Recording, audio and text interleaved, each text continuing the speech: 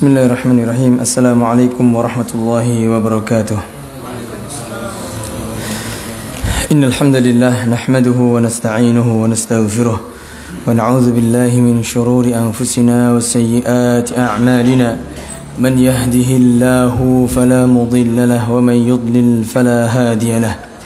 Wa asyhadu an la ilaha illallah wahdahu la syarika lahu wa asyhadu anna Muhammadan 'abduhu wa rasuluh. La nabiyya wa la rasula ba'dah, amma ba'd. Ma'asyiral muslimin rahimani wa rahimakumullah. Alhamdulillah kita dapat melanjutkan kajian kita, pembahasan kitab Al-Kabair, yaitu bab yang ke-12 atau ke-13. Ya, babun dzikru mawaddati a'da'illah. Ya, Syekh Muhammad ibn Abdul Wahhab menulis bab yang judulnya bab tentang berkasih sayang terhadap atau kepada musuh-musuh Allah. Ya.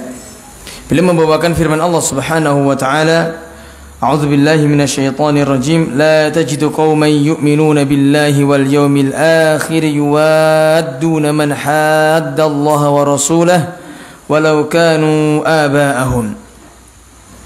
Tidaklah engkau dapati Muhammad suatu kaum yang mengaku beriman kepada Allah dan hari akhir. Mereka bermesra-mesraan, mereka berkasih sayang kepada orang-orang yang memusuhi Allah dan Rasulnya. Walau kanu aba'ahum, walaupun mereka itu adalah bapak-bapak mereka. Ya, dalam surat Al-Mujadilah ayat 22. Kemudian beliau mengatakan, beliau membawakan ayat yang lain, ya, Qul in kana aba'ukum wa abna'ukum wa ikhwanukum wa azwajukum wa ashiratukum wa amwalun iqtaraftumuha wa tijaratun takhshawna kasadaha wa masakinu tardawnaha ahabba ilaykum minallahi wa rasulih wa jihadin fi sabilihi fatarabbasu hatta ya'ti Allahu bi amrih wallahu la yahdil qaumal fasikin. Katakan, apakah karena bapak-bapak kalian, anak-anak kalian, saudara-saudara kalian, istri-istri kalian, keluarga-keluarga kalian, dan harta yang kalian usahakan, atau perdagangan yang kalian takutkan kerugiannya, atau tempat-tempat tinggal yang kalian ridhoi, lebih kalian cintai, ya, daripada Allah dan Rasulnya, dan lebih kalian cintai daripada jihad di jalan Allah. Allah mengatakan fatarabbasu hatta ya'ti Allahu bi amrih. Maka tunggulah sampai datang keputusan Allah. Ya, wallahu la yahdil qaumal fasiqin. Sesungguhnya Allah tidak akan memberi hidayah, petunjuk kepada orang-orang yang fasik. Ya. Berkata al-muallif hafizahullah, Syekh Shalih Fauzan hafizahullah mengatakan, hadzal babu muta'alliqun bi mas'alatil hubbi wal bughdi. Bab ini berkaitan dengan permasalahan antara cinta dan benci. Walakinnau ziyadatu tawdih wallahu a'lam. Akan tetapi, ya, beliau menambahkan penjelasan. Fa fil ayah allati saqaha al-musannif rahimahullah dalilun ala anna al-mahabbatal kuffari tunafil iman. Dalam ayat tersebut, ya, sebagaimana yang dibawakan oleh musannif pengarang Syekh Muhammad ibn Abdul Wahhab rahimahullah, adalah dalil bahwasanya mencintai orang-orang kafir itu mengakibatkan tunafil iman, tunafi meniadakan keimanan. Fa kaifa tuhibbu man hadda Allah wa rasulahu wa qad abghadahu Allah wa rasuluhu. Bagaimana engkau mencintai orang-orang yang memusuhi Allah sedangkan Allah membencinya, sedangkan Allah dan Rasulnya membencinya. Ya, fal aslu fil mu'minin an yuhibba man ahabbahu Allah wa rasuluh. Ya, asalnya pada orang-orang yang beriman, mereka itu mencintai Allah dan Rasulnya. Fahadhihi hiya tariqatu ahlil iman. Yang demikian ini adalah jalannya ahlul iman. Ya, fal muradu alla tuhibba man hadda Allah wa rasulahu walau kana abaka wa ibnaka wa akhaka aw min ashiratika. فإن أنت استهجبت لأمر الله intabaqa 'alaika qauluhu ta'ala ulaika kataba fi qulubihimul iman. Ya. Yang dimaksud dalam ini adalah apabila engkau hendaklah engkau atau seorang yang beriman tidak mencintai, tidak berkasih sayang, tidak berlemah lembut kepada orang-orang yang membenci Allah dan Rasulnya, kepada orang-orang yang memusuhi Allah dan Rasulnya, walaupun itu bapak, anak, saudara ataupun keluarga. Ya, jika kita melakukan ini, kata Syekh, ya, intabaqa 'alaika, maka Allah Subhanahu wa taala menetapkan keteguhan padamu. Apa? Ulaika kataba fi qulubihimul iman wa ayyadahum. Maka Allah Subhanahu wa taala akan menetapkan dalam hati-hati kalian keimanan, wa ayyadahum, dan menguatkannya. Ya, jadi kita mencintai orang-orang kafir itu tidak diperbolehkan. Kata Syekh, saya dapat faedah dari Syekh Ali ibn Yahya al-Haddadi hafizahullah, beliau mengatakan mencintai orang kafir itu ada tiga. Ya, ada tiga. Mencintai orang kafir ada tiga. Yang pertama adalah mahabbatun lidinil kuffar, yaitu mencintai kekafirannya, atau mencintai orang kafir dikarenakan dia kafir. Misalkan orang mencintai Yahudi dikarenakan dia orang Yahudi. Ya, mencintai orang Cina dikarenakan mereka orang Nasrani misalnya. Ya, mencintai orang fulan dikarenakan agamanya, yaitu bukan agama Islam. Kata beliau ini adalah merupakan riddah, ya, kemurtatan, yaitu bisa mengeluarkan pelakunya dari agama Islam. Ya, sebagian ulama mengatakan mahabbatut tammah, yaitu cinta yang sempurna, yaitu cinta dikarenakan agama. Ya, apabila seseorang mencintai orang atau orang kafir dikarenakan kekafirannya, maka dia dihukumi, bisa jadi diancam oleh Allah Subhanahu wa taala dengan kemurtatan. Kita mengatakan iman, kita mengatakan kita sholat, akan tapi bagaimana kalau seandainya Allah Subhanahu wa taala masih mengatakan orang tersebut, atau Allah Subhanahu wa taala tidak mencatat sebagai orang yang beriman? Bagaimana? Kita tidak tahu. Ya. Dan ini merupakan kekufuran. Ini peringkat cinta yang pertama. Adapun cinta yang kedua adalah cinta yang maksiat. Seperti yaitu mahabbatu lil amri dunyawiyah, ya, thumma yastahmilu ala tarki wajibin aw ala fi'lil muharram, yaitu mencintai orang kafir dikarenakan perkara-perkara dunia, akan tetapi perkara tersebut mengantarkan seseorang untuk meninggalkan yang wajib dan melakukan yang haram. Maka ini tidak sampai ke dalam derajat kufur, akan tapi dia berdosa haram. Contohnya adalah misalnya seseorang mencintai tokoh atau figur, ya, misal pemain bola terkenal. Dengan dia mencintainya, dia meniru mulai gaya rambutnya yang koza, berarti dia melakukan yang haram. Ya, maka orang yang seperti ini, ya, dia tidak sampai ke dalam derajat kekufuran, akan tapi dia melakukan perkara yang haram. Ya.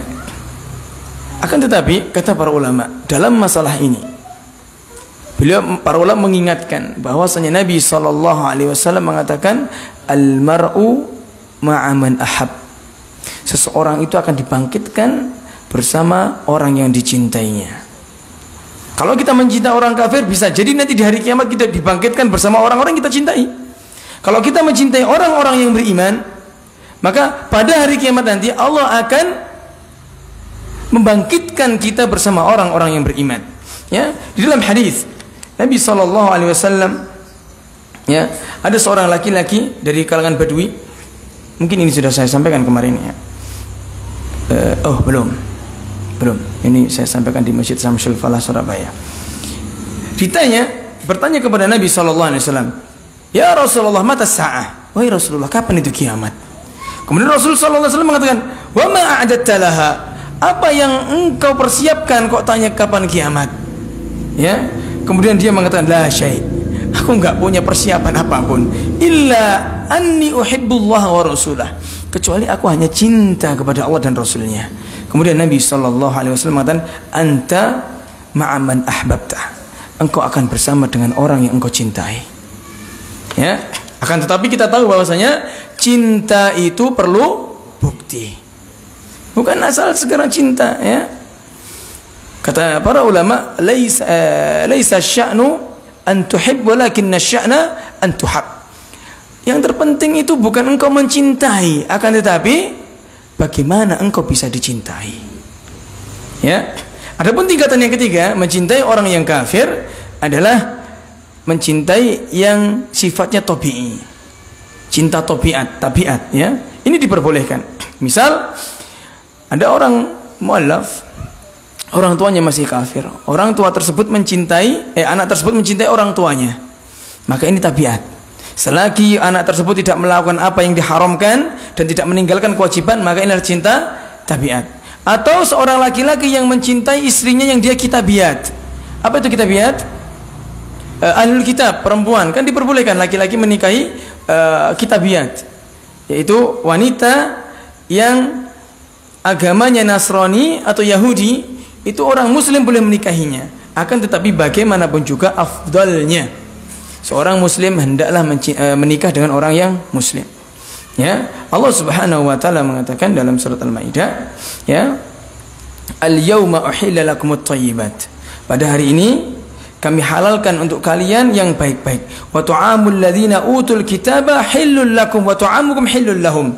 Makanan-makanan yang disembelih oleh ahlul kitab itu halal bagi kalian, dan makanan-makanan kalian juga halal bagi mereka.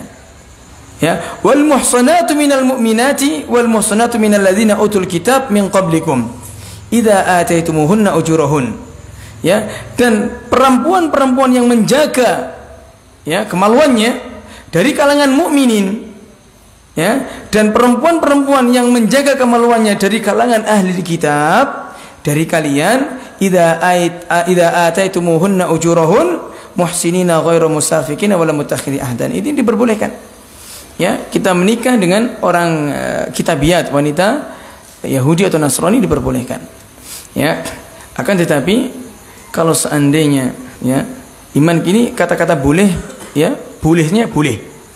Akan tapi jangan sampai kita memilih wanita yang salah. Bisa jadi dia seorang wanita tersebut pendiriannya kuat, bukan hanya kita yang akan terseret, ya, bisa jadi malah anak-anak kita.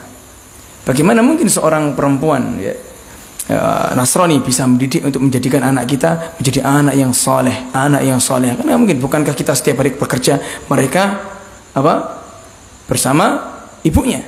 Ya, ibunya misalkan seorang Nasrani, bukankah yang diajarkan oleh kepada anaknya tentu apa, ya, sebagaimana yang diketahui oleh ibunya, walaupun agamanya di KTP itu Islam.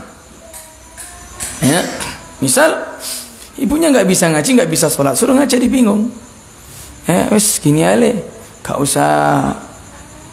Kalau kamu sholat terus pokoknya gini, ya, sebut nama Tuhan. Akhirnya sholat menghadapnya kemana? Ke Tuhannya ibunya. Nah, kalau dikatakan boleh, ya, tujuannya apa? Para ulama mengatakan kenapa diperbolehkan wanita kitabiat itu dinikahi oleh wanita orang laki-laki muslim, tapi tidak sebaliknya.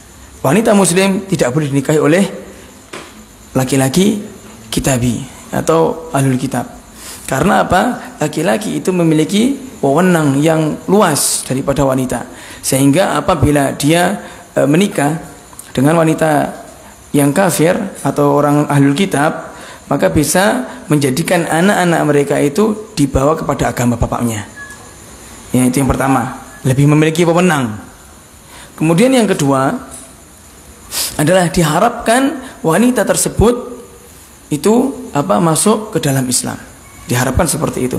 Berbeda dengan laki-laki, ya, yang apa, yang murtad, ya, dia akan berusaha memurtadkan istrinya. Ya, saya ada kisah waktu di daurah di Batu, ada seorang dari Lombok, itu ada seorang laki-laki itu non muslim ya, orang kafir, orang Nasrani. Dia mendekati anaknya tuan guru, yaitu anaknya ustadz lah di sana. Dekati terus ya, dengan dicapri. Namanya wanita itu kalau dengan rayuan tuh bisa kelepek-kelepek ya, seperti ikan dikasih potas itu, Pak. Tahu ya, ikan dikasih potas tuh harusnya jalannya gini, jadi gini terusan ya. Wanita kalau dirayu itu seperti itu ya, beda dengan laki-laki ya. Wanita dikasih bunga sudah kepalanya tambah besar ya. Seperti itu, dirayu, kemudian suatu ketika na'udzubillah min dzalik dizinahi dan hamil. Akhirnya disuruh menikah, dinikahi, dan laki-laki itu nggak mau bertanggung jawab. Laki-laki tersebut tidak mau bertanggung jawab ya, kecuali apa? Dia mau murtad. Seperti itu ya, kecuali dia sering akhirnya murtad. Na'udzubillah min dzalik. Setelah dia masuk setelah murtad ya, dia ditinggal. Setelah beberapa bulan, laki-laki tersebut bosan mungkin atau gimana, cari wanita lain. Seperti sama modelnya, sama seperti itu ya. Dan alhamdulillah Allah masih memberi hidayah kepada perempuan tersebut, dia kembali ke Islam dan anaknya. Tapi intinya yang jadi ibrah adalah ya, perempuan ya itu selalu kalah dengan laki-laki dalam masalah seperti ini. Maka dilarang seorang laki-laki kafir menikah dengan perempuan muslim. Akan tetapi apabila ada laki-laki dan perempuan kafir awalnya, kemudian si perempuan ini masuk Islam, bolehkah perkawinan seperti ini? Hukum asalnya tidak boleh. Akan tetapi untuk kemaslahatan yang lebih besar ya, maka para ulama memberi rukhsah. Contoh, dia si perempuan masuk Islam karena masih awal. Di Islam tidak boleh wanita muslim menikah dengan laki-laki kafir, haram. Lah kalau seandainya si wanita ini mencintai suaminya sangat ya, akhirnya dia kalau kita nggak masuk Islam, akhirnya dia mati dalam kekafiran. Lebih parah mana mati dalam kekafiran sama mati dalam keadaan bermaksiat? Lebih berat mati dalam kekafiran. Mati dalam kemaksiat Allah masih memiliki kehendak, bisa jadi diampuni, bisa jadi tidak kan itu. Kalau mati dalam keadaan kekafiran, nggak ada ampunan. Nah, makanya kita dakwah itu perlu uslub, ya, perlu teori. Jangan, oh nggak boleh, kamu harus cerai. Mana aku lah cerai mangan apa ini? Anakku ya apa mangan ini? Sudah, wes aku gak masuk Islam, sudah, kan gitu. Akhirnya dia nggak masuk Islam. Ya. Jadi diperbolehkan seperti ini kata para ulama. Ya. Kalau sudah memang dia kuat agamanya, sudah mulai mantap, dia akan sadar sendiri, ternyata aku tidak boleh seperti ini, dia akan meminta pisah sendiri. Tapi itu awal-awal diperbolehkan ya. Nah, jadi seperti itu. Baik, kita lanjutkan ya. Kemudian dan dalil yang ketiga tadi ya, diantaranya tadi Allah membolehkan wanita laki-laki menikah kitabiat, dan yang terakhir Allah menyebut bahwasanya Nabi SAW mencintai Abu Thalib dan tidak ditegur. Ya, ketika Abu Thalib wafat, kan dia wafat dalam keadaan kekafiran. Allah mengatakan, Nabi sedih, innaka la tahdi man ahbabta walakinna Allah yahdi man yasha. Ya, ketika Abu Thalib diminta untuk masuk Islam, ya, dia nggak mau mati dalam keadaan kafir. Kemudian ya Rasul sedih. Ya, Rasul memintakan ampun untuknya. Kemudian apa? Ditegur oleh Allah Subhanahu wa taala. Allah mengatakan, innaka la tahdi man ahbabta. Sesungguhnya engkau Muhammad tidak bisa memberikan hidayah taufik kepada orang yang kau cintai. Nah, berarti Rasul mencintai siapa? Abu Thalib. Ya. Nah, jadi ini cinta karena apa? Kekerabatan. Jadi diperbolehkan ya, asalkan tidak sampai apa menghalalkan yang haram dan mengharamkan yang halal, atau melakukan yang haram atau meninggalkan yang wajib. Baik, kita lanjutkan perkataan Syekh Shalih hafizahullah. Nah, beliau mengatakan ya, ayat yang kedua tadi, hadhil ayah fi man taraka al-hijrah syuhan biwatanihi aw bimalihi أو بأولاده أو ترك الجهاد في سبيله أو تركهما معا لأجل ذلك فهذا ممن آثر محبة الدنيا على محبة الله فليس هناك أحد لا يحب هذه الأشياء الثمانية المذكورة في الآية فالكل يحبها محبة طبيعيا. Beliau mengatakan, ya, ayat yang kedua tadi ini berkaitan bagi orang yang enggan untuk berhijrah dari Makkah ke Madinah. Ya, dari Makkah ke Madinah. Karena apa? Karena ia takut kehilangan bapak mereka, anak mereka, saudara mereka, istri mereka, keluarga mereka, harta mereka, atau perdagangan mereka, atau tempat tinggal mereka. Ya, mereka lebih mencintai yang 8 ini daripada mencintai hijrah di jalan Allah. Ya, ini Allah mengatakan wallahu la yahdil qaumal fasikin. Allah tidak akan memberi hidayah kepada orang yang fasik. Ya, kemudian beliau mengatakan fal muslimu idza ma ahabba hadhil asya'a fa innahu la yulamu ala dhalik. Seorang muslim apabila ia mencintai 8 jenis tadi, ya, 8 yang tadi, itu tidak dicela. Boleh kita cinta dengan harta kita, boleh. Kita cinta dengan istri kita, ya sangat boleh. Kita cinta dengan anak kita, itu boleh. Ya, walakin akan tetapi yulamu idza qaddama mahabbataha ala mahabbatin ma yuhibbuhu Allah wa rasuluhu minal jihad wal hijrah. Akan tetapi dia dicela apabila dia mengutamakan cintanya daripada cinta kepada Allah dan Rasulnya, dan apa yang dicintai Allah dan Rasulnya seperti jihad dan hijrah. Jadi kita nggak boleh, ya, mencintai sebagaimana kemarin kita sampai nggak di sini. Sebagaimana disampaikan dalam hadis, yaitu la yu'minu ahadukum hatta akuna ahabbu ilaihi min malihi wa waladihi wan nasi ajma'in.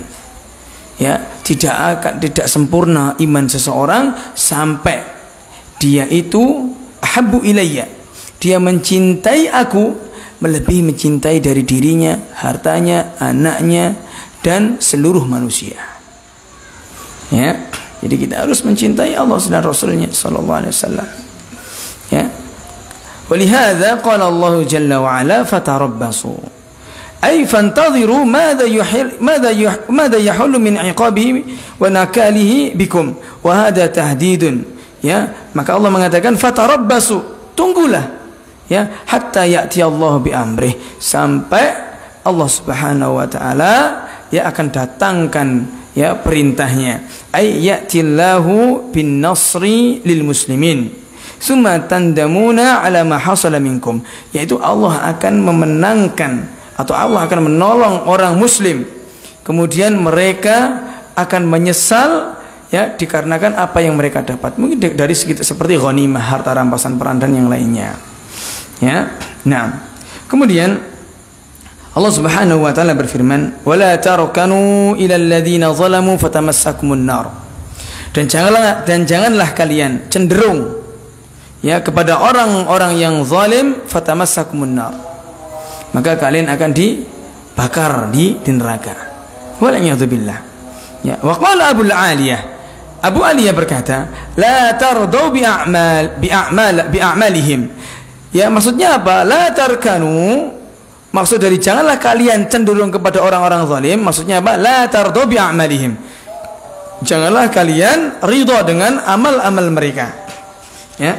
Kemudian Ibnu Abbas mengatakan, la tamilu ilaihim kullal maili fil mahabbati walinil kalami wal mawaddah. Janganlah kalian itu condong kepada mereka, ya, sebagaimana kalian itu mencintai dan melembutkan suara dan berkasih sayang bersama mereka. Jadi kita tidak boleh melembutkan suara untuk ta'zim, ya, melembutkan suara untuk ta'zim, untuk menghormati mereka. Kalau di adat kita, misalnya orang kafir, mereka pakai bahasa halus, kita pakai bahasa biasa saja. Jangan kita balas dengan halus atau lebih halus lagi. Nah, itu ta'zim namanya. Kan kita punya bahasa yang namanya untuk ta'zim, untuk menghormati. Seperti kita bicara sama orang yang tua kan bahasanya halus sekali. Ya, maka kita tidak boleh, ya, berbicara lebih halus atau tunduk kepada mereka, tidak boleh menghormatinya. Ya. Dan Rasul sallallahu alaihi wasallam mengatakan al-mar'u ma'a man ahab, sesungguhnya seseorang itu akan dikumpulkan atau dibangkitkan bersama orang yang dicintai. Ya. Nah, wala tarkanu ila alladziina zalamu fatamassakumun nar. Ya. Di sini Syekh Shalih Fauzan hafizahullah mengatakan la tamilu ilaihim biqulubikum bil mahabbati wal muwalati wan nusrati wat ta'yid. Janganlah kalian condong kepada mereka dengan hati-hati kalian, dengan cinta, dengan loyalitas, dengan menolong mereka atau menguatkan mereka. Mengapa? Karena diancam oleh Allah Subhanahu wa taala, fatamassakumun nar, maka api neraka akan membakar kalian. Ya, wa fi hadza wa'idun syadid. Yang demikian adalah ancaman yang sangat keras. Ya, ini kita perlu diketahui ya. Jangan sampai kita serampangan mengkafirkan atau mengancam seseorang dengan neraka. Akan tetapi ayat-ayat yang semisal ini yaitu menunjukkan bahwasanya Allah mengancam. Ya, kalau kamu melakukan ini kamu akan diazab gitu. Ya. Nah,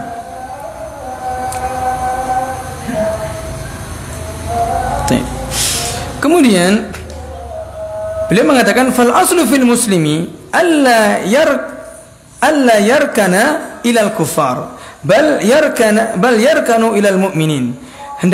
Asalnya seorang muslim dilarang untuk condong kepada orang kafir, akan tetapi wajib dia condong kepada sesama orang yang beriman.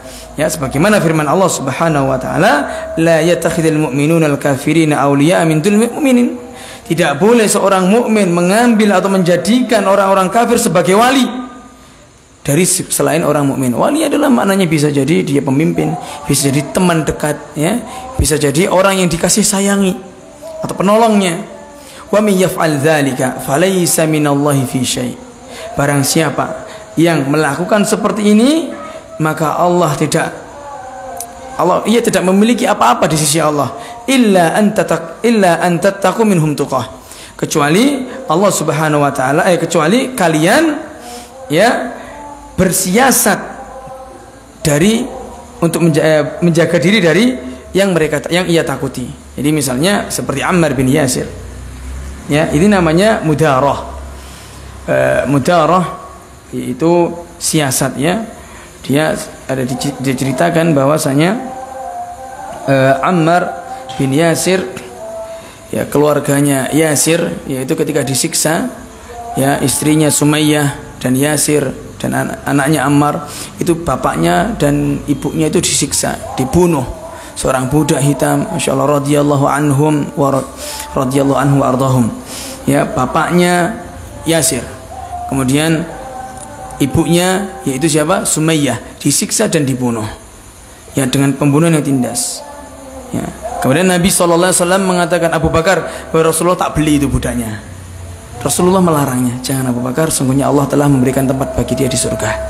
Kemudian Rasul mengatakan, sabran ya ala Yasir fa inna mau'idakumul jannah. Bersabarlah wahai keluarga Yasir, sesungguhnya tempatmu di surga. Ya. Kemudian akhirnya kedua budak tersebut radhiyallahu anhuma wafat dalam keadaan beragama Islam, dan sudah dijelaskan oleh Nabi tempatnya Yasir dan semuanya di mana? Di surga. Ya. Kemudian Ammar, dia tidak kuat dengan siksaannya.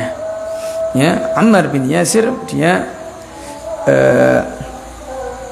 disuruh oleh orang-orang kafir, oleh orang-orang musyrik untuk mencela Nabi Muhammad sallallahu alaihi wasallam. Kemudian Ammar mencela Nabi sallallahu alaihi wasallam. Kemudian dia nangis. Setelah dicela dia dilepaskan. Kamu enggak akan tak lepaskan sebelum kamu mencela Muhammad di hadapanku. Akhirnya Ammar mencela siapa? Nabi Muhammad sallallahu alaihi wasallam. Kemudian dia menangis, langsung ngomong kepada Nabi sallallahu alaihi wasallam, takut kalau dia itu murtad.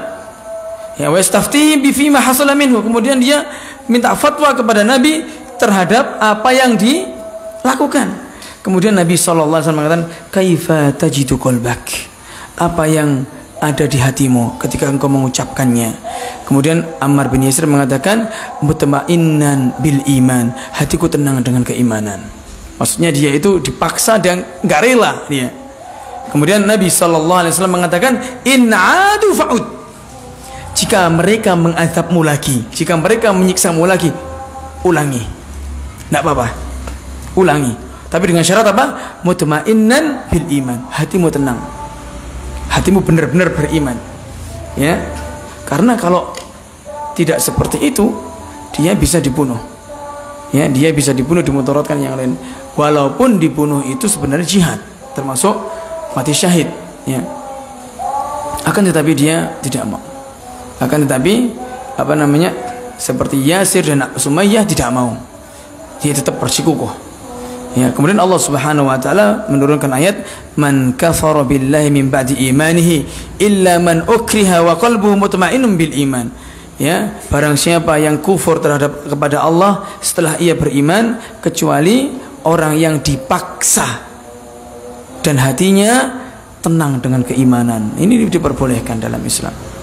Ya, sebenarnya kalau kita melihat kisahnya Imam Ahmad rahimahullah, ketika beliau disuruh mengucapkan oleh 3 khalifah, ganti 3 khalifah berturut-turut, yang keempat beliau apa namanya, Imam Ahmad ini khalifahnya lurus, yang ketiga karena penasihat-penasihatnya adalah orang-orang Mu'tazilah, mengatakan, menyuruh siapapun yang berkata Al-Quran kalamullah diazab, di penjara. Imam Ahmad suruh mengatakan qul Al-Quranu makhluk, katakan Al-Quran itu makhluk. Imam Ahmad enggak, la Al-Quranu kalamullah, tidak, Al-Quran adalah kalam Allah. Dipukul sampai 90 kali katanya. Katakan, dipukul lagi, enggak mau. Katakan, dipukul lagi. Bahkan diriwayatkan katanya, kalau seandainya pukulan tersebut dipukulkan kepada gajah, katanya, ya, dengan pukulan yang bertubi-tubi, katanya gajah itu akan mati. Imam Ahmad, masya Allah, ya, apa pendiriannya sampai dijuluki oleh para ulama imamnya akidah, imamnya ya akidah Islam. Imam Ahmad mempertahankan percaya. Kalau seandainya Imam Ahmad dalam hatinya mengatakan Al-Quran makhluk, sudah, tapi di hatinya mengatakan Al-Quran kalamullah, boleh tidak? Boleh, karena dipaksa. Akan tapi Imam Ahmad tidak mau. Kenapa? Karena lebih baik. Karena kalau seandainya Imam Ahmad mengatakan Al-Quran makhluk, kitab-kitab akidah itu semuanya menyimpang nantinya. Kenapa? Imam Ahmad panutan oleh banyak orang, kan itu. Hari Imam Ahmad tidak mau mengatakan, ya, sampai Allah Subhanahu wa taala ya mengirimkan, mengganti khalifah, wafat, terus diganti khalifah yang terakhir, yaitu Imam Ahmad minta mujadalah. Mujadalah itu debat, diskusi. Nah, akhirnya orang-orang Mu'tazilah disekak mat terus sama Imam Ahmad. Akhirnya Imam Ahmad ya dibebaskan dari penjaranya. Bayangkan 3 kali 3 kurun presiden, 3 kurun khalifah. Kalau kita presiden kita 5 tahun, 5 tahun ini ndak. Sak mati ini wong ya, Pak. Kalau khalifah mati ganti. Kalau nggak mati itu, insyaallah. Ya, Imam Ahmad seperti itu. Ya, rahimahullah. Ya. Kemudian perkataan Abul Aliyah, janganlah kalian meridhoi amal-amal mereka. Ini merupakan tafsiran, salah satu tafsiran. Ya, beliau mengatakan, Syekh Shalih Fauzan, al-hasil, hasilnya adalah la tamilu ilaihim bimadhikum. Janganlah kalian condong kepada orang-orang yang zalim, kepada orang-orang kafir, bimadhikum, dengan kalian memuji-mujinya, wa sanaikum alaihim wa ta'zimikum iyyahum, dan jangan pula menghormati mereka, lianna kullama yu'addi ila ta'zimil kuffar fa huwa minar rukun ilaihim, karena sesuatu yang ya mengantarkan kepada penghormatan kepada orang kafir merupakan ya condong kepadanya. Ini tidak boleh, ya, tidak diperbolehkan. Kita sering sekali memuji. Saya pernah waktu ada seminar, profesor doktor ya mengatakan, kita dikasih pertanyaan, Pak Profesor, ya, saya nggak perlu sebut namanya atau di mana dia. Kita ada seminar wajib, bagi mahasiswa waktu S1 dulu, dia tanya, siapa negara mana yang paling Islami katanya. Dia tanya seperti itu. Dijawab rata-rata Saudi. Yang satu ngomong, mahasiswa ngomong Saudi, yang satunya ngomong Dubai, yang satu ngomong ini pun negara-negara Islam semua. Karena kita tahu dia profesor dalam ilmu keislaman itu deh. Akhirnya kita jawabnya Islam, dan kita sebagai kemana keyakinan kita. Salah semua. Saya pernah ke berbagai negara. Negara yang paling Islam adalah Swiss katanya. Karena dia orang-orang tertib, orang-orangnya begini.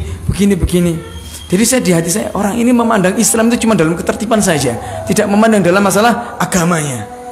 Ya, dan dia memuji-muji setiap rasanya panas kuping ini. Ya, bukan hanya memuji, otomatis mana memuji negara kafir, kemudian menjelekkan negara-negara Muslim. Oh, Saudi itu begini-begini. Waduh, panas rasanya. Ya sudah, mau gimana lagi? Itu wajib soalnya. Sudah wis. Izin ke toilet udah. Datang sambil habis toilet beli pentol ya. Sambil makan pentol, kira-kira jam mau selesai masuk lagi ya. Panas, Pak. Perih rasanya di hati. Terus ada pertanyaan saya tanya. Pertanyaan seperti itu. Ketika kita mengatakan, Pak, masalah negara paling Islam itu ditinjau dari apanya Islaminya itu. Kalau masalah adab, orang kafir pun banyak yang beradab. Ya, orang kafir Quraisy juga banyak yang beradab. Ya. Karena Nabi SAW mengatakan kan, innama bu'istu liutammima makarimal akhlak. Sesungguhnya aku itu diutus untuk menyempurnakan akhlak yang baik. Bukan berarti orang-orang kafir Quraisy mereka punya akhlak yang baik. Kan itu. Apakah akhlak yang baik ini menjadikan mereka Islami? Kan ya enggak. Ya namanya orang kafir murtad kan itu. Allah mengatakan semuanya hafal kan? Ya, semuanya hafal. Innal ladzina kafaru min ahlil kitab wal musyrikin fi nari jahannam khalidina fiha ulaika syarrul bariyah. Sesungguhnya orang-orang kafir, ahlul kitab, orang musyrik, mereka di neraka jahanam kekal di dalamnya. Ulaika, mereka itu syarrul bariyah, seburuk-buruk ciptaan. Loh, orang-orang seburuk-buruk ciptaan loh kok kita puji-pujikan itu? Kok kita mengatakan dia lebih Islam? Ya nggak boleh kita memuji-muji mereka. Ya, kalau seandainya kita memujinya, kita ta'zim, kemudian kita sampai merendahkan orang Islam, dia masuk ke dalam kategori yang pertama tadi, yaitu apa? Mencintai orang kafir terhadap agamanya. Dia pasti otomatis orang kafir dulu agama gini deh. Di hati saya, lah pokoknya nggak kafir. Enggak seperti itu. Rasanya gregetan ya. Sempat saya tanyakan gitu. Lah, akhirnya dia tolok ukurnya dia mengatakan dari segi kebersihan. Nah, kalau dari segi kebersihan kenapa kok bertanya paling Islami? Kenapa nggak tanya paling bersih kan itu? Rasanya gregetan lah beneran. Makanya kalau kita afan ya, antum punya anak-anak, lebih baik antum kasih dari anak-anak antum itu untuk kalau mengambil jurusan agama, jangan di kampus-kampus ya yang bukan bermanhaj salaf. Itu sampai seperti itu, Pak. Dan semester pertama itu selalu filsafat full. Filsafat pendidikan, filsafat hukum, filsafat ini. Tujuannya apa? Untuk mendoktrin, mencuci otak mereka yang dari SMA kan nol, dikasih pemahaman yang seperti itu. Akhirnya seperti itu. Tapi ahsan sekolahkan ke sekolah yang bermanhaj salaf. Kalau enggak, lebih baik sudah di pondok aja, atau sekolahkan di kampus umum. Itu lebih baik. Karena ditakutkan, pemahamannya waduh, ngeri, Pak. Ngeri sekali. Kalau enggak kuat, pemahamannya enggak kuat, enggak pernah ngaji misalnya, enggak pernah ada ketertarikan terhadap ilmu agama. Ilmu agama enggak tertarik dalam hatinya karena kita paksa, bisa-bisa malah condong. Akhirnya ini khilaf. Setiap permasalahan itu dikatakan khilaf. Jilbab enggak wajib, khilaf. Apalagi? Ya. Ini khilaf. Semuanya khilaf akhirnya. Semuanya boleh.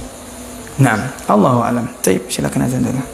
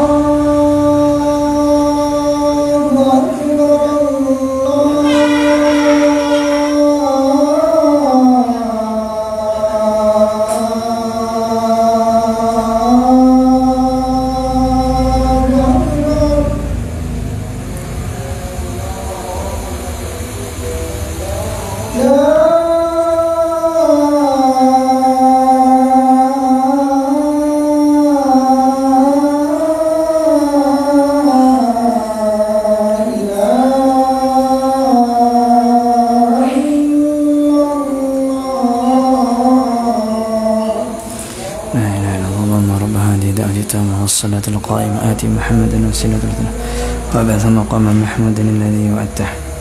طيب، الحمد لله الصلاة والسلام على رسول الله وعلى آله وصحبه ومن والاه أما بعد. Kita lanjutkan sedikit berkaitan dengan wala tarkanu ilal ladzina zalamu fatamassakumun nar. Janganlah kalian cenderung kepada orang-orang yang zalim, ya maka kalian akan diazab dengan denangan neraka. Ya.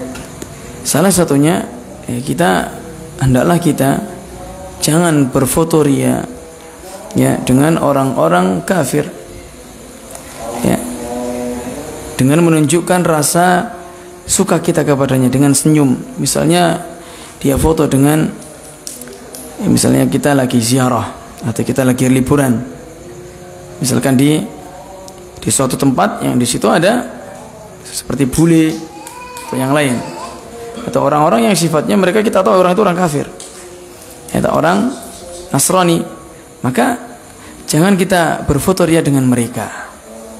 Maka berarti kalau kita berfoto ria dengan mereka dan sambil senyum-senyum menunjukkan kita cinta kepada mereka ya, lebih-lebih yang kita fotoi itu adalah seorang pendeta, misalnya selfie dengan pendeta, selfie dengan orang Yahudi, nah itu tidak boleh ya.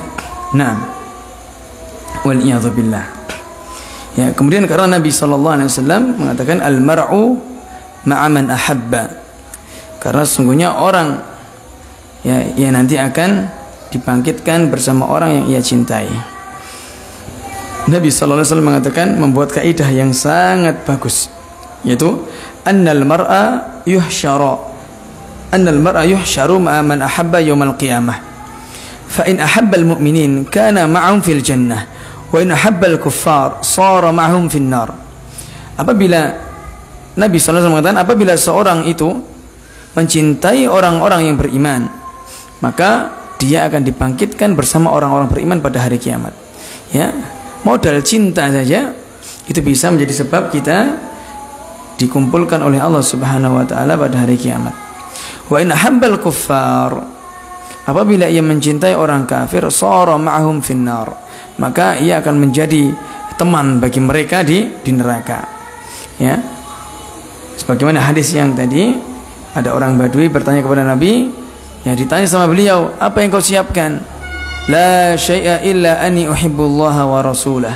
Aku enggak punya persiapan apa-apa ya Rasulullah. Maksudnya enggak pernah lagi, bukan dia enggak sholat, enggak. Maksudnya amalnya sedikit, dia melakukan yang wajib ya, hanya melakukan yang wajib, tapi dia memiliki kecintaan kepada Allah dan Rasulnya. Yang di dalam hadis Nabi SAW pernah ditanya oleh seseorang, ya Rasulullah, wahai Rasulullah, idza shallaitul maktubah, apabila aku sholat 5 waktu, wa sumtu Ramadan, dan aku puasa Ramadan ya, kemudian wa ahlaltul halal wa haramtul haram ya, dan aku halalkan apa yang dihalalkan Allah dan aku haramkan apa yang diharamkan Allah, wala azidu syai'an, dan aku enggak mau nambah lagi. Jadi dia melakukan yang wajib saja. Kemudian ditanya, a'adkhulul jannah, apa aku bisa masuk surga? Kata Nabi SAW, nah iya, masuk surga kamu. Nah ini jadi ya ikhwan, jangan sampai kita merendahkan saudara kita yang dia tersebut tidak melakukan amalan-amalan sunnah. Contoh, dia sholat di masjid, masya Allah 5 waktu, pokoknya wajib-wajib. Dia nggak mau sholat qobliyah, nggak mau sholat ba'diyah.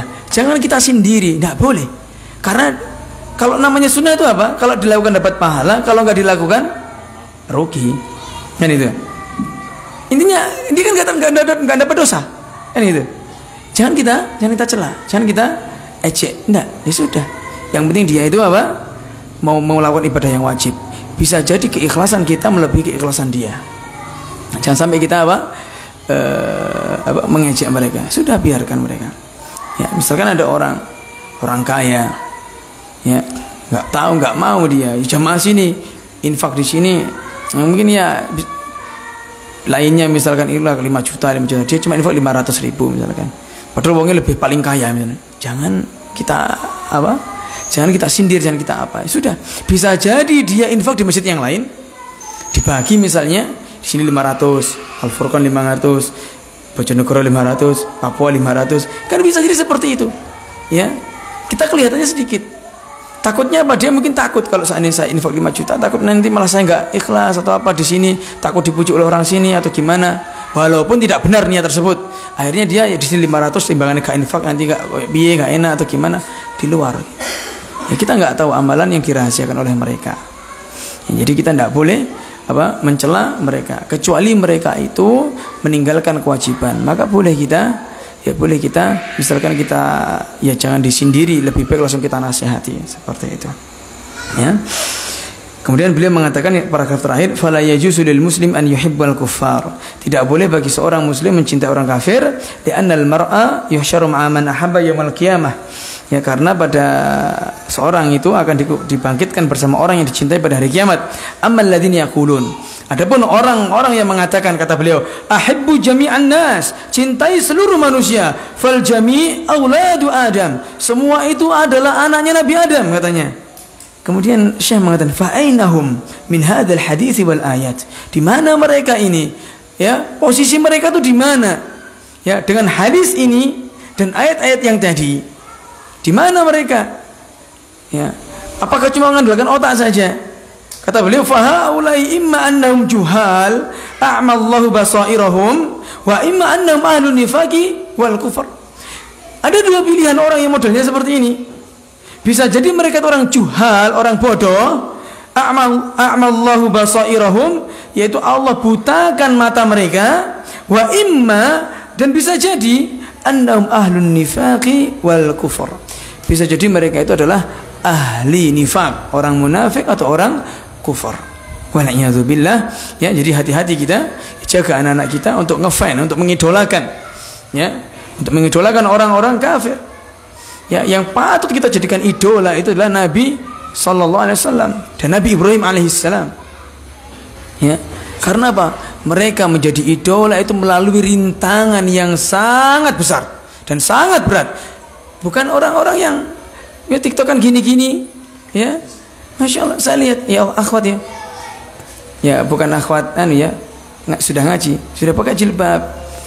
Saya lihat umurnya kalau nggak salah sekitar 35 ke atas itu.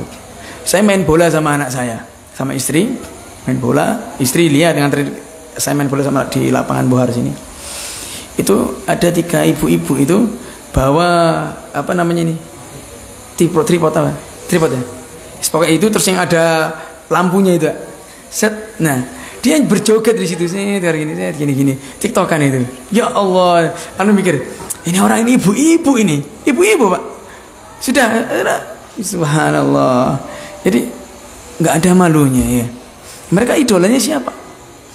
Ya orang-orang Korea misalnya gitu. Ini tidak boleh ya. Kita mengidolakan orang-orang kafir. Jadi kita harus mengidolakan Nabi sallallahu alaihi wasallam dan jangan sampai kita malu. Ya, jangan malu. Orang-orang kafir itu nggak malu, Pak, menampakkan syiarnya. Justru mereka ingin syiarnya diikuti. Kita loh malu dengan syiar kita. Contoh, di kereta kita tuh misalkan ingin baca Quran, itu lebih suka baca Quran lewat HP daripada lewat Quran. Kenapa? Malu. Kita malu. Saya pernah melihat waktu mudik, ya, itu di samping saya itu ada biarawati. Ya, duduk saya sama keluarga saya bisa 4 waktu itu masih anak 4, masih anak 2. Kursi yang DE 4 kereta ekonomi ada depan. Yang samping sini ada biarawati. Ya. Dia itu sepanjang itu dia baca Injil, Pak. Gini terus. Dia baca. Ya, tulisannya jelas, ada salibnya terus Injil, jelas. Ya, ada jelas tulisannya.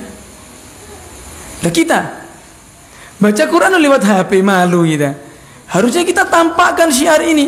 Kita baca lewat mushaf biar tahu orang itu, ya, orang ini lagi baca Quran, bukan riya ini. Kalau riya itu masalah urusan hati. Ya. Kalau seandainya riya itu setiap yang dilihat oleh manusia itu adalah riya, imam tuh nggak pernah ada ikhlasnya kalau gitu, Pak. Riya terus, ya gimana dilihat oleh makmum semua? Kan gitu, Pak. Ikhlas itu urusan hati. Kita lihat aja, ikhlaskan niatkan menyebarkan syiar, menampakkan kalau kita tuh orang Islam. Ngaji sudah pakai mushaf, ya, pakai Al-Quran. Ya bukan berarti ngaji pakai ini tidak boleh, boleh. Ya kan karena orang lagi ini kan niatnya kayak HP-an maklum. Tapi kalau seandainya orang membaca Al-Quran lewat mushaf, Masya Allah. Bahkan Nabi SAW mengatakan barang siapa yang ingin dicintai oleh Allah, ya, beliau dalam hadisnya, barang siapa yang ingin dicintai oleh Allah, falyaqra fil mushaf, maka hendaklah dia membaca lewat mushaf. Ya, membaca lewat mushaf itu pahalanya besar. Oleh karena sampai-sampai Imam An-Nawawi rahimahullah mengatakan salah satu melihat, kata beliau, ya mungkin ini masih perlu dipertanyakan, masih perlu ditimbang, ya. Salah satu pahala dengan melihat itu adalah melihat mushaf. Melihat mushaf itu memiliki pahala tersendiri, merupakan ibadah tersendiri. Kata Imam An-Nawawi rahimahullah seperti itu. Allahu a'lam. Tapi mungkin ini yang bisa saya sampaikan. Barangkali ada pertanyaan, ikhwan. Ada pertanyaan kepada orang Badui, Ustaz. Nah, bismillah. Dia kan menjawab bahwa tidak ada modal yang mencintai Allah dan Rasul. Tadi Ustaz menyampaikan yang penting itu bukan mencintai tapi dicintai Allah. Nah, ya, kita tahu Pak, seorang sahabat Nabi SAW, seorang sahabat Nabi radhiyallahu taala anhum, mereka ketika mengatakan seperti la syai' illa an yuhibbullaha wa rasulah, tidak memiliki modal sama sekali saya, kecuali aku cinta Allah dan Rasulnya. Tentu ketika dia mencintai Allah dan Rasulnya, itu melakukan apa yang diinginkan oleh orang yang dicintai. Dia menginginkan, dia melakukan. Misalkan Allah memerintahkan sholat, dia mau sholat. Misalkan Allah memerintahkan zakat, dia zakat. Dia hanya melakukan, maksudnya amalan-amalan yang sifatnya wajib saja. Seperti hadis yang tadi, yang sebelumnya, sebagaimana saya jelaskan tadi, ya Rasulullah, idza shallaitul maktubah, ya wa sumtu Ramadan, wa halaltul halal, wa haramtul haram, wa la azidu syai'an, adkhulul jannah? Qala na'am. Wahai Rasulullah, jika aku salat 5 waktu, puasa Ramadan dalam 1 bulan, aku menghalalkan apa yang dihalalkan Allah, mengharamkan apa yang diharamkan Allah, adkhulul jannah, apa aku masuk surga? Iya, masuk surga Anda. Ya. Ini dalil bahwasanya dalil itu ada yang lafadznya umum, ada yang lafadznya khusus. Ya.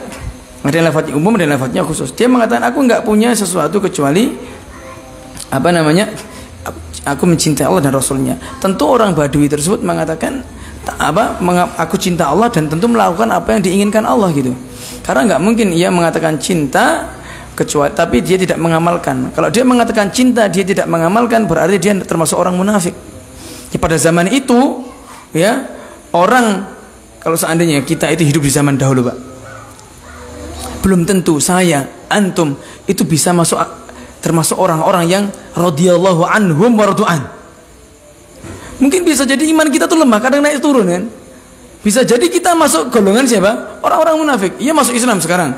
Kemudian Rasul, misalkan Rasul ngomong gini kita nggak mau, langsung turun ayat bahwasanya orang yang nggak mau berangkat jihad munafik. Langsung gitu. Orang dulu tuh gitu, sahabat. Makanya Allah pilih sehati-hati sahabat sampai dicap radhiyallahu anhum. Allah ridho kepada mereka. Kenapa? Karena mereka itu sudah pasti melakukan apa yang diperintahkan Allah dan meninggalkan apa yang dilarang. Rata-rata seperti itu. Kalaupun mereka melakukan langsung tobat. Ya.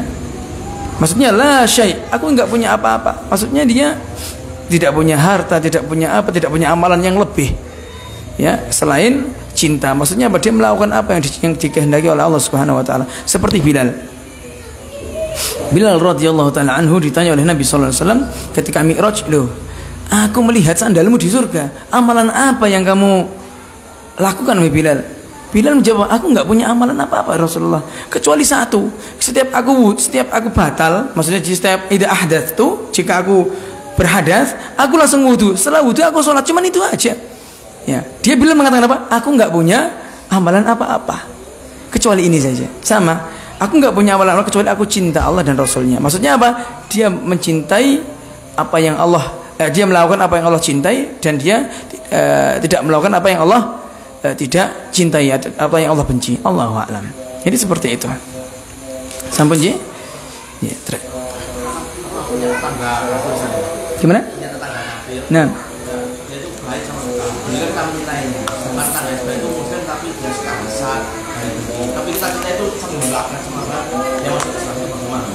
Kita mendoakan orang kafir untuk masuk Islam boleh.